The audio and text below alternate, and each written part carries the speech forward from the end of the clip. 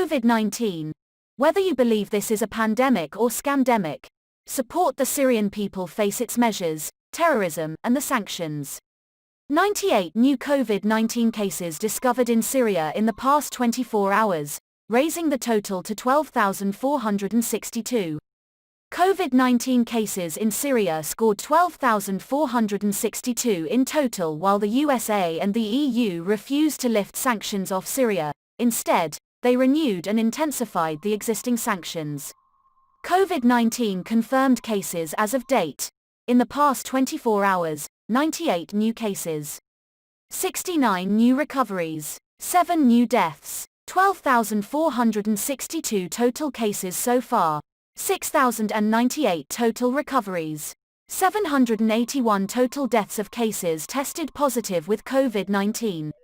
98 new cases tested positive for COVID-19 coronavirus in Syria, bringing the total number of cases tested positive in the country until today to 12,462 patients, the Syrian Ministry of Health stated as of January 11, 2021. The total number of deaths of patients who tested positive with COVID-19 is 781 cases so far, and the total cases that recovered are 6,098 cases from the first recorded case on the 22nd of March 2020.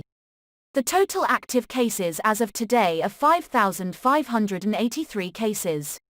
Most of the cases were among the Syrians stuck abroad and returned recently to the country. Syria saw a hike in the new cases tested positive after evacuating a large number of Syrians stranded abroad due to the global COVID-19 lockdowns, most of which were among passengers coming from Erbil in Iraq, Sharjah in the UAE, Lebanon, and other countries despite being cleared in those countries. We can't breathe. Calls to lift the unilateral coercive measures imposed illegally on the Syrian people by the European Union and the United States of America failed to convince the politicians of these countries to adhere. Instead, the EU renewed the sanctions imposed on Syria for another year in the past June 2020, and the USA imposed its maximum pressure Caesar Act of sanctions regime in the same month, as well.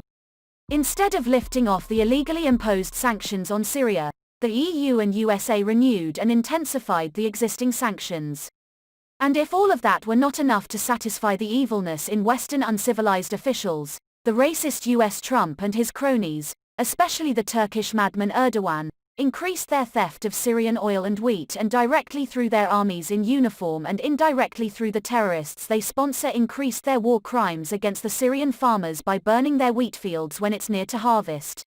The hypocrite politicians in those countries claim that medical equipment and pandemic-related tools are exempted from the collective punishment of the Syrian people for refusing to accept being ruled by Al-Qaeda and ISIS fanatics. However, the blockade and sanctions against the Syrian banking system, including the Central Bank of Syria, make it impossible for the Syrian Ministry of Health, or any Syrian-based business, to import much-needed test kits, masks, ventilator devices, even threads used in surgical operations. Yes, they lie with straight ugly faces.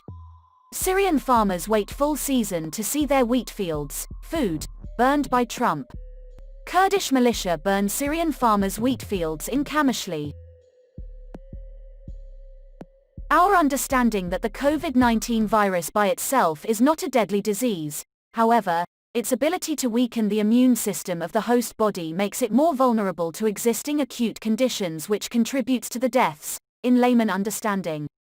Therefore, the strict preventive measures taken by the Syrian authorities helped reduce the spread of the unneeded virus, especially when the country is fighting pathogens the likes of NATO armies in uniform, Turkish Army TSK, US Army, British, French and Belgium armies, and in unmarked black uniforms, ISIS, Nusra Front, also known as the HTS, also known as Al-Qaeda Levant, FSA, the Kurdish separatist SDF armed militia, Magawir Thora, Chinese Uyghur settlers, Turkestan Islamist Party, and whatever fancy names come on the minds of the Western politicians who need to be Nuremberged for the crimes against humanity they've been committing with impunity since World War II, at least.